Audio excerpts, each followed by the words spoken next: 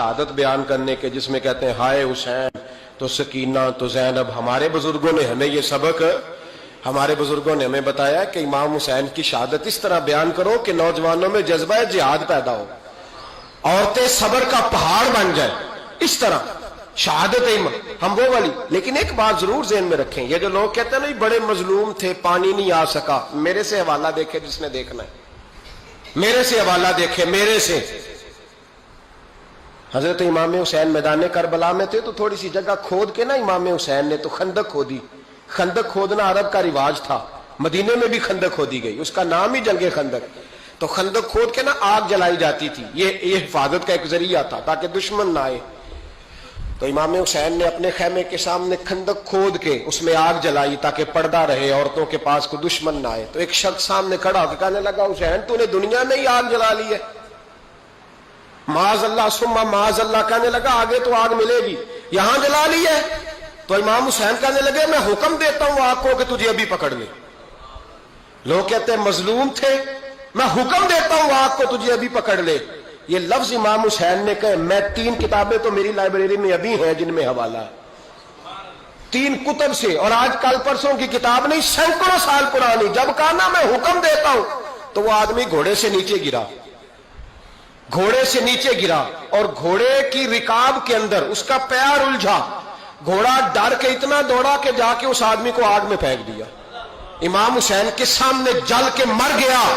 ये हुसैन इब्ने अली है, ये अभी हुक्म देते तो फरिश्ते अभी आ जाते, ये अभी बात करते तो सारी दुनिया की फौजें अभी इकट्ठी हो जाती, ये अभी हुक्म देते तो अभी आ जाते। और सुनो, अगर जनाब इस्माइल के लिए दुम्बा आ सकता है तो वो तो हजरत इब्राहिम के बेटे थे, और ये तो मुस्तफा की औलाद है, इनके लिए क्या कुछ नहीं हो सकता। लेकिन इमाम हुसैन ने पसंद किया था करबला के जिहाद को, इसको पसंद किया था मौला अली ने, वो अपनी पसंद पे थे। कोई आदमी इस तरह ना बयान करे कि बड़े मजलूम थे तो बड़ी मुश्किल में थे तो बड़ा रोते थे बड़े, और कोई शख्स ऐसी बात। यहां तो तमाशा लग गया है, तमाशा लग गया है। एक वो है जो आजकल कह रहे बस जी वो तो 2 शहजादों की जंग थी, उन्हें भी शर्म नहीं आती, और एक मिंबरों पे चढ़े हुए हैं, चेहरे पे दाढ़ी कोई नहीं, सर पे टोपी कोई नहीं, बाजारी सा अंदाज है, कभी दौड़ के इधर जाते हैं, कभी भागते हैं, कभी कहते हैं ऊंचा बोलना, पैरों पे खड़ा होना, ये लोग बयान करेंगे इमाम हुसैन की बात, ये लोग बयान करेंगे। बीबियों के मसाइब पढ़ रहा हूं, वो और बीबियां होती हैं जो हाय हाय करती हैं, वाह बेला करती हैं। ये मेरे नबी का खानदान है, ये मेरे नबी का खानदान है, नबी का खानदान। मैं हवाला दिखाऊंगा, मुझसे सुनो हवाला। हजरत सैयदा ज़ैनब ने सारे जनाजे देखे, भतीजों को, भांजों को, सबको शहीद होते देखा। औरतें डरती मैयत को हाथ नहीं लगाती, चीखती है बीबियां। लेकिन हजरत जनाब ज़ैनब ने पता क्या देखा था, वो सुनना जरा। इमाम हुसैन की लाश मुबारक करबला में पड़ी थी, और इमाम हुसैन का सर काट के नेज़े पे चढ़ाया गया था, और वो बीबियों के सामने सामने खाली सर चल रहा था, और सैकड़ों मील का सफर करके दमिश्क के बाजारों से गुजरता वो सर गया। आज मैं सर की बात नहीं करता, सर की, आप मर्द हैं, जवान है सारे, यहां किसी का कटा हुआ हाथ फेंक दिया जाए ना, हाथ तो लोग चीखे मार के दौड़ जाएंगे, बल्कि हाथ तो दूर रहा, किसी की उंगली काट के यहां फेंकी जाए तो लोग चीखे मार के मर्द दौड़ जाएंगे। लेकिन कटा हुआ सर देखा, लाशें देखे।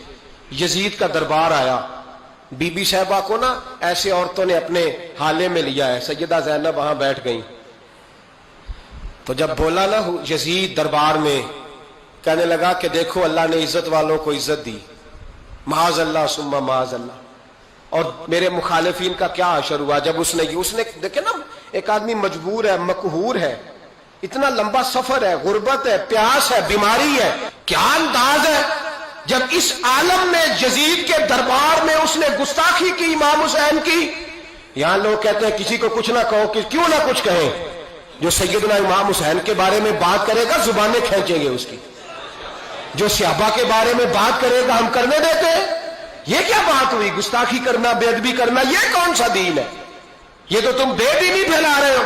सुनो, जब उसने बेअदबी की तो सैयदा ज़ैनब चुप नहीं रही, बल्कि हजरत ज़ैनब बोली और खड़ी हुई اور آپ نے تلاوت کی قرآن مجید کی اور آیتیں پڑھی, کہنے لگی وَتُعِزُّ مَن تَشَاءُ وَتُذِلُّ مَن تَشَاءُ بِیَدِکَ الْخَیْرُ. اور آپ فرمانے لگی یزید تو کہتا ہے تیرے مخالفین پسپا ہو گئے, تجھے عزت ملی.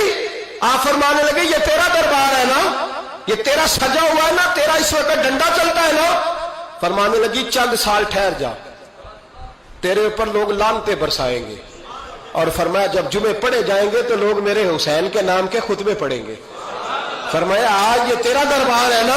حضرت نعمان بن بشیر صحابی رسول تھے, وہ کہتے ہیں میرے قریب ایک نابینا صحابی بیٹھا تھا, سنو سنو حوالہ میں دکھاؤں گا.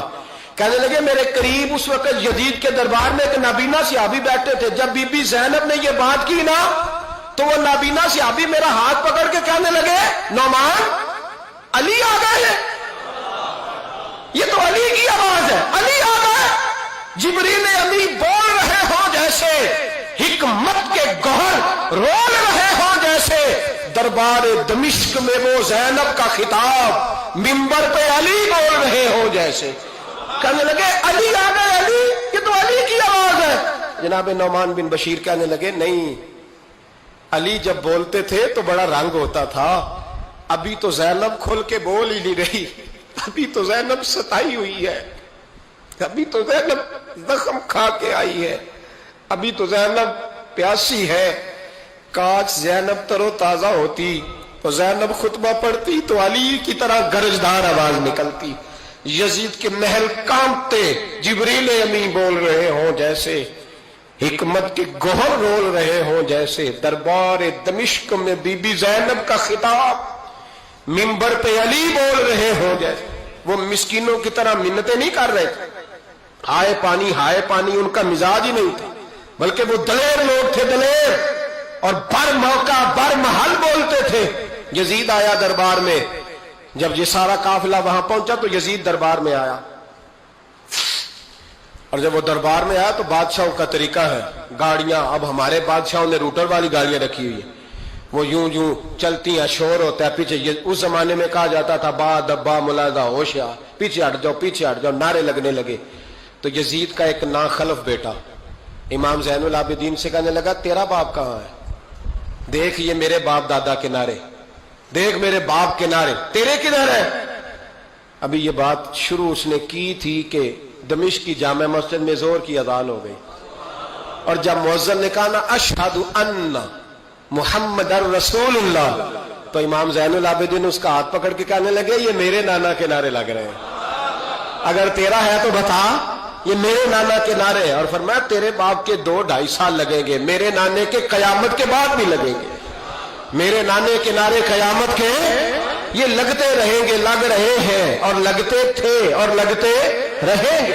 میرے بھائی یاد رکھو, دلیری, ہمت, پہلی بات ان سے پیار کرنا ہے, دوسرا ان کی ہمت, ان کا مقام دلیری کرنا ہے, ان کا کام ہمت کرنا ہے, ان کا کام ڈٹ جانا ہے, کمزوری دکھانا اہل بیت کا طریقہ ہوتی.